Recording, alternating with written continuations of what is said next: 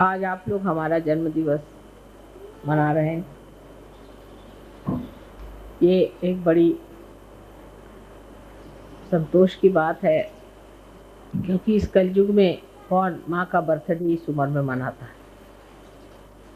इसलिए ये द्योतक है कि आप लोग इस कलयुग में जन्म लेकर के भी अपने मातृ धर्म से परिचित ही नहीं, लेकिन उसका अवलंबन भी करते हैं।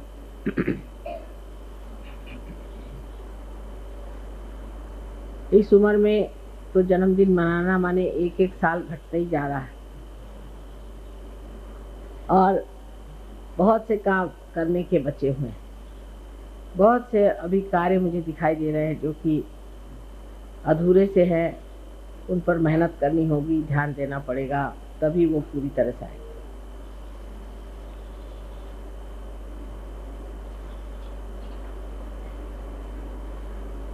दिल्ली में जो काम मैंने कल कहा था कि हमें अपनी सभ्यता की ओर ध्यान देना चाहिए, हमारी सांस्कृतिक स्थिति भी ठीक करनी चाहिए।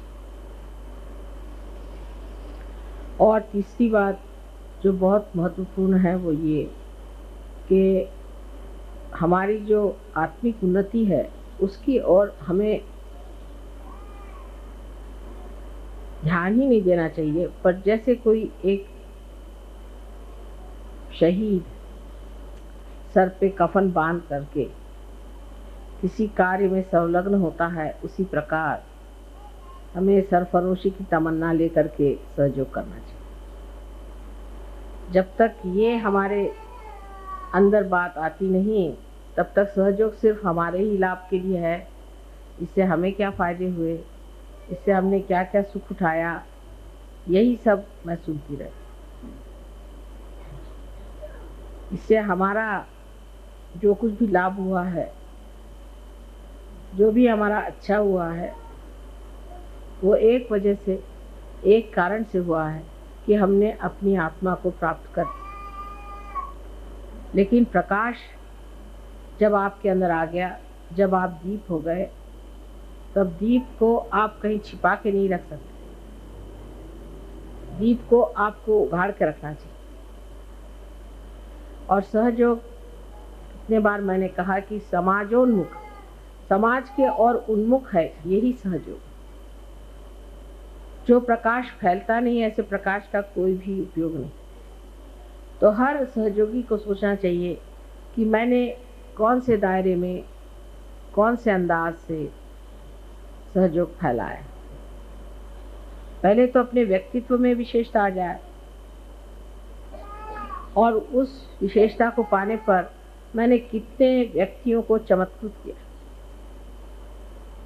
आज कोई सा भी आप कार्य हाथ में ले लीजिए किसी भी देश में, तो पहला सवाल उठता है कि यहाँ की मानव की स्थिति क्या है, इनमें कौन से दोष हैं, इनकी कौन सी कंडीशनिंग्स है, इनके अंदर कितना अहंकार है, उसका मापदंड देखा जाता है। और फिर सोचते हैं कि ये कार्य होगा या नहीं। सबसे बड़ा प्रश्न है मानव। मानव की संख्या कितनी भी बड़ी हो, लेकिन अगर उसकी स्थिति ठीक न हो तो कोई सा भी कार्य संपन्न ठीक से हो नहीं सकता। यही सबसे बड़ा कार्य सहयोग ने किया है, इसने मानव में मनवंतर कर दिया, मानव में इतना अंतर ला दिया, उसमें इतनी विशेष प्रगति कर दी। आज सहयोगी एक ईमानदार, सच्चे, मेहनती ऐसे लोग तैयार हुए हैं जो इस देश में बहुत ही दुर्लभ है। बहुत दुर्लभ लोग हैं जो कि जो बोलते हैं वैसा करते हैं, जो सोचते हैं वैसा ही जानते हैं।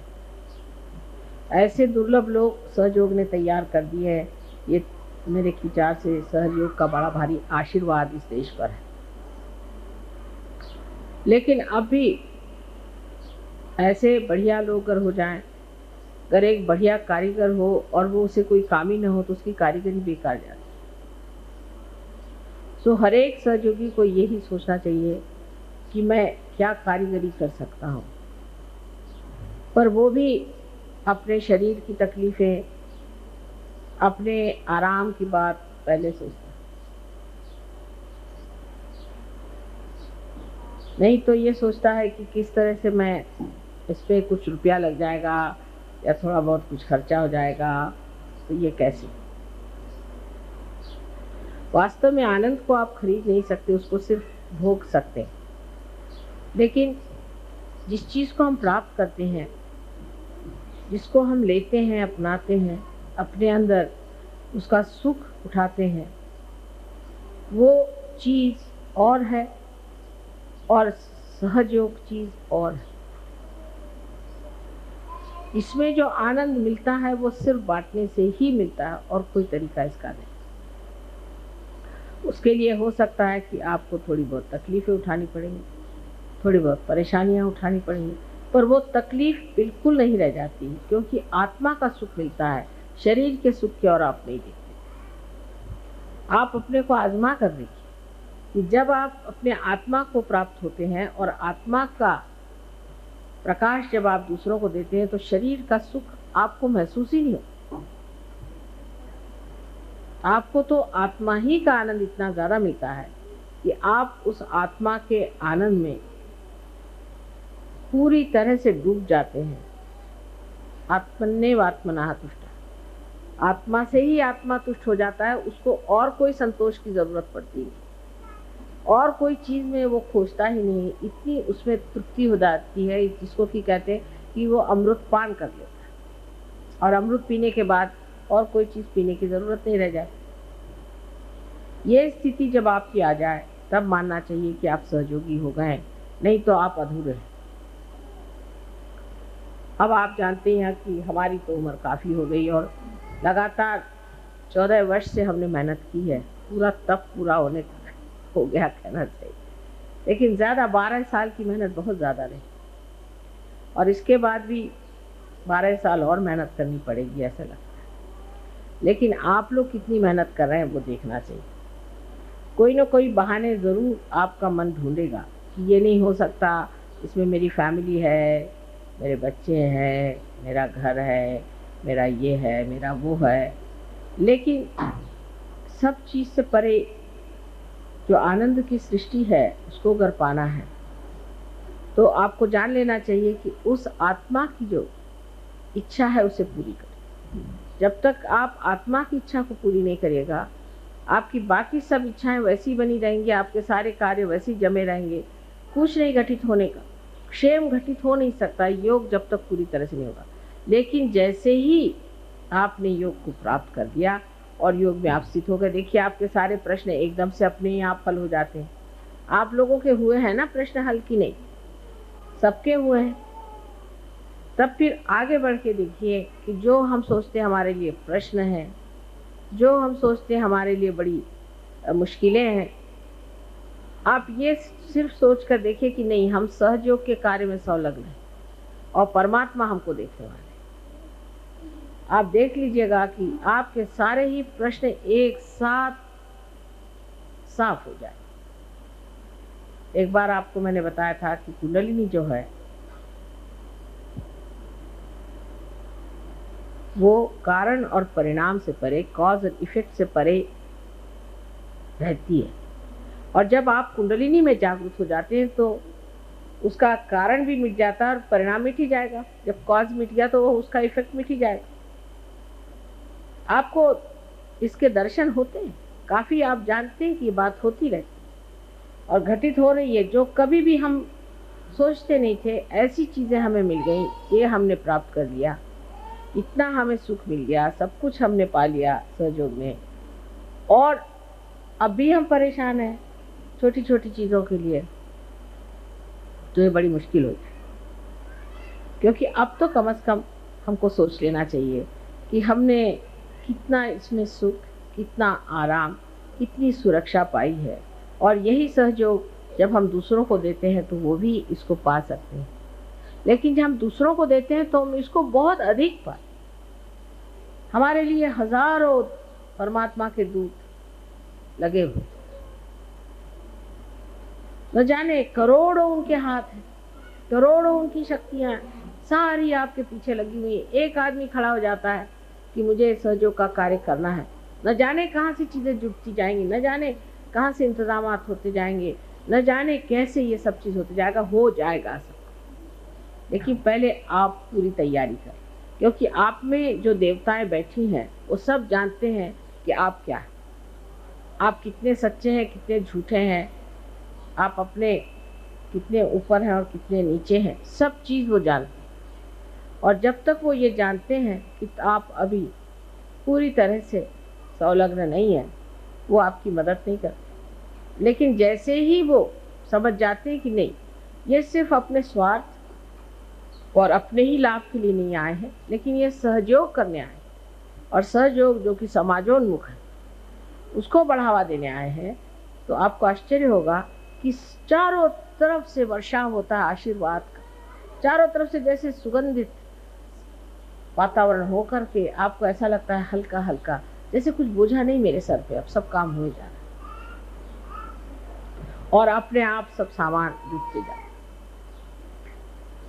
उस स्थिति में हमें आना चाहिए, तब आप देखिए हर आदमी बहुत कार्य कर सकता है और बहुत बढ़ा सकता है। मैं जानती हूँ कि अभी दिल्ली में काफ़ी मेहनत हम लोगों को व्यक्तिगत भी करनी है, और फिर उसके बाद सामूहिक, और हो सकता है कि आप लोग सब अपने पड़ोसी रिश्तेदार सबसे इसकी बात कर सकते हैं, सबको बुला सकते हैं और कह सकते हैं। हिंदुस्तान में ये व्यवस्था बहुत अच्छी है कि हमारे बच्चे हैं, हमारे रिश्तेदार हैं, हमारे पहचान वाले हैं, सबसे हम ये बात कर सकते हैं। हो सकता है उनमें से 2 ही 4 इसको माने, लेकिन जब वो आपकी स्थिति को देखेंगे, जब जानेंगे कि आप में कितना फ़र्क आ गया, तो वो ज़रूर प्रयत्नशील होंगे, कुछ तो होंगे ही। इस प्रकार आप सहयोग को पूरी तरह से बढ़ा दे सकते हैं। हर इंसान, वो चाहे स्त्री हो, पुरुष हो, बच्चे हो, हर इंसान जब इस प्रकाश को प्राप्त करता है तो उसका अधिकार है कि वो योग में स्थित हो, लेकिन उसका कर्तव्य है कि वो योग प्रदान करे। आपके पास शक्ति है, आपके पास सब कुछ है, और तब भी अगर आपने योग प्रदान नहीं किया तो ये कहाँ तक युक्ति संगत होगा, मैं नहीं कह सकती।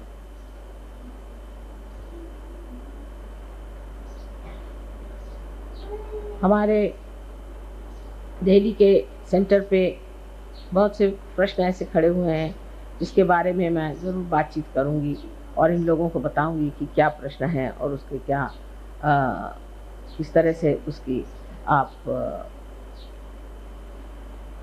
हल निकाल सकते हैं। वो मुश्किल काम नहीं, लेकिन जो हम मन से सोचते हैं, विचारते हैं, और जिस तर्कों को हम करके किसी एक इरादे पे पहुंच भी जाते हैं, तो भी हम जब तक पूरी तरह से अपने में हमसा चक्र को जीत न ले, माने हमारे अंदर डिस्क्रिशन जब तक ना आ जाए, जब तक हमें अंदर ये सुबुद्धि ना आ जाए, जब तक हमारे अंदर पूरी तरह से कोई चीज़ अच्छी है या बुरी है, कोई चीज़ सहयोग के लिए लाभदायक है या नहीं है, ये समझने की सूक्ष्म बुद्धि हमारे अंदर जब तक नहीं आ जाए, समझ ना आ जाए, तब तक सहयोग आपने पाया।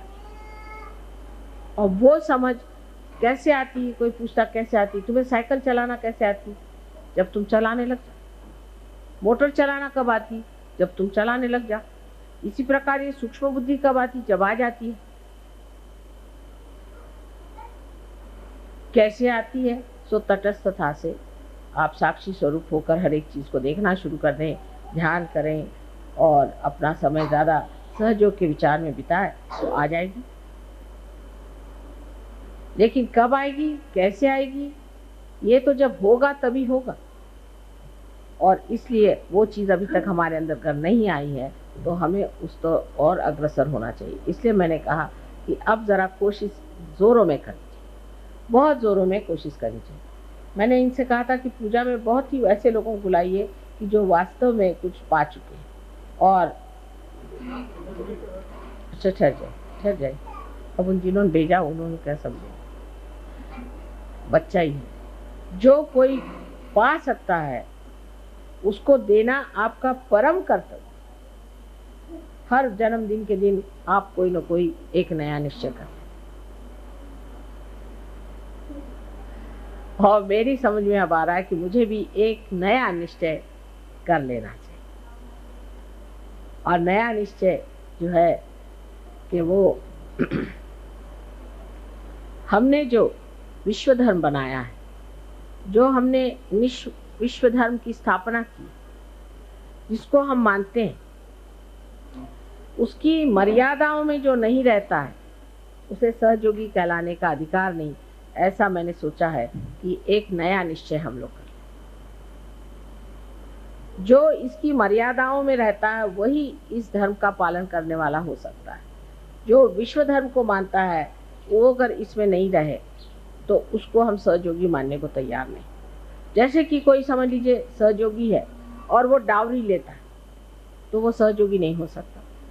कोई है वो जाति पाति विचार रखता है, वो सहयोगी नहीं हो सकता। कोई ऊंच नीच विचार रखता है, वो सहयोगी नहीं हो सकता। तो आज मैंने यही निश्चय किया है कि आज से जो भी कोई इंसान अपने को सहयोगी कहलाएगा उसमें विश्व धर्म की पूरी कल्पना होनी चाहिए। इतना ही नहीं कि कल्पना में हो, लेकिन उसके आचरण और व्यवहार में अगर ये बात नहीं हो, समझ लीजिए किसी सहयोगी ने इस तरह की हरकत की तो उसको सहयोग में रहने का अधिकार नहीं है। उसको कहना चाहिए इसके लिए आप कोई प्रायश्चित करें और उस प्रायश्चित स्वरूप आप अपने को पहले ठीक करें और तभी आप सहयोग में आ सकते। ऐसे करने से संकीर्णता आ जाए, लोग कहें कि कम लोग होंगे, कोई हर्ज नहीं। भगवान के दरबार में भी बहुत कम जगह बची हुई है, आपको पता नहीं है। वहाँ कितने लोगों को आप घुसेड़िएगा, नर्क में भी जगह नहीं रह गई। तो कहीं बीच में ही लटका के लोगों को रखना पड़ेगा। इसलिए जो आधे अधूरे लोग हैं, जो कहीं के न रहे, ऐसे लोगों को सहयोग में नहीं आना चाहिए। बेकार में परेशान करने से कोई फायदा नहीं। जो लोग सहयोग में आए वो सहयोग के मर्यादाओं में रहे, उसका अपने आचरण में लाए, उसको अपने व्यवहार में लाए, अपने अड़ोसी पड़ोसी सबको उसके बारे में पूरी तरह से बताएं और ये कहें कि हम विश्व धर्म में विश्वास करते हैं और हम किसी भी धर्म में विश्वास नहीं करते। और जो लोग ऐसा नहीं कहते हैं उनको हम सहयोगी नहीं मानेंगे। जो लोग डरते हैं समाज से ये कहने में कि हम विश्व धर्म के योगी हैं, जो ये कहने में डरते हैं कि हम सहयोगी हैं, ऐसे लोगों के लिए सहयोग नहीं। सहयोग की मर्यादाएं बिल्कुल आपको पूरी तरह से माननी पड़ेगी। जैसे कि बहुत से लोग हैं वो कहते हैं कि माँ हम थोड़ी बहुत शराब वराब पी लेते हैं, थोड़ी बहुत सिगरेट भी पी लेते हैं, तंबाकू भी खा लेते हैं, आप सहयोगी नहीं हो सकते। जो सहयोग की मर्यादाएं हैं उस मर्यादा में जो मनुष्य नहीं रहेगा वो विश्व धर्म को नहीं मान सकता। और ये विश्व धर्म हमारा जो है इसको पूरी तरह से स्वच्छ रखना है, क्योंकि ये सिर्फ विश्व धर्म नहीं है, विश्व निर्मल धर्म है। इसमें कोई भी अशुद्ध बात हम आने नहीं दे सकते। इसलिए जो अशुद्ध है वो इसमें नहीं आ सकता। इसमें वही लोग रहेंगे जिन्होंने पूरी तरह से विश्व धर्म निर्मल धर्म को माना और उसके तरह अपना आचरण किया। यही निश्चय आज हमने अपने जन्मदिन के दिन किया हुआ है और आशा है आप लोग इसे प्रेम से स्वीकार करें।